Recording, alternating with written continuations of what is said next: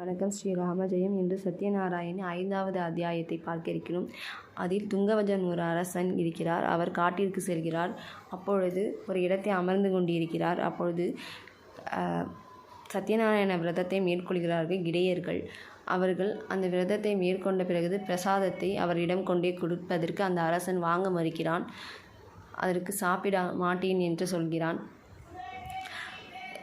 அதை சாப்பிடாத காரணத்தினால் பகவான் கோபமுற்றதால் அவனிடம் உள்ள ராஜ்யம் அனைத்தும் மக்கள் மனைவி எல்லாம்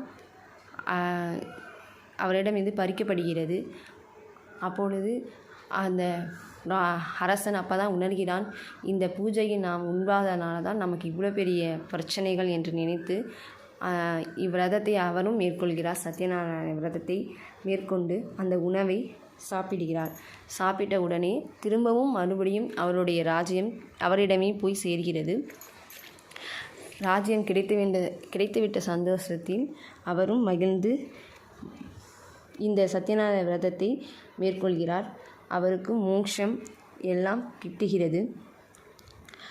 இந்த சத்யநாராயண விரதத்தை யார் ஒருவர் மேற்கொள்கிறார்கள் அவர்கள் வீட்டில் ஏவல், பில்லி, சூனியம், பிசாசு, பிரேதம் இது போன்ற எந்த ஒரு கெட்ட சக்தியும் நெருங்காது என்பதை நமக்கு தெளிவாக இந்த சத்யநாராயண பூஜை சொல்கிறது.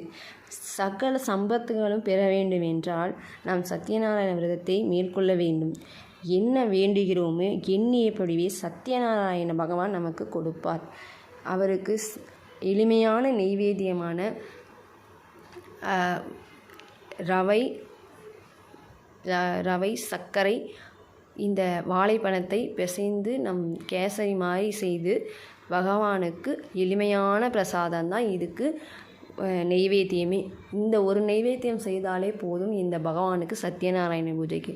அதுக்கு ஒரு மணப்பலகையை எடுத்துக்கொண்டு அதில் பகவானினுடைய ஃபோட்டோ வைத்து அதில் பழங்கள் வைத்து இந்த நெய்வேத்தியம், இந்த கேசரி என்கிற நெய்வேத்தியம் வைத்து பிராமணர்களை கூட்டிகிட்டு வந்து அவருடைய பூஜை விதைகளெல்லாம் செய்து ஜனங்களையெல்லாம் கூட்டு அவங்களுக்கு இந்த சாப்பாடு கொடுத்து தானும் உண்டாதான் இந்த விரதத்தின் மகிமையும் இந்த விரதத்தோட பலனையும் நமக்கு கிடைக்கப்பெறும். அது மட்டும் இல்லாமல் இந்த 5 அத்தியாயம் கதையும் அதில் சொன்னால் தான் நமக்கு அந்த பலன் முழுமையாக கிடைக்கும்.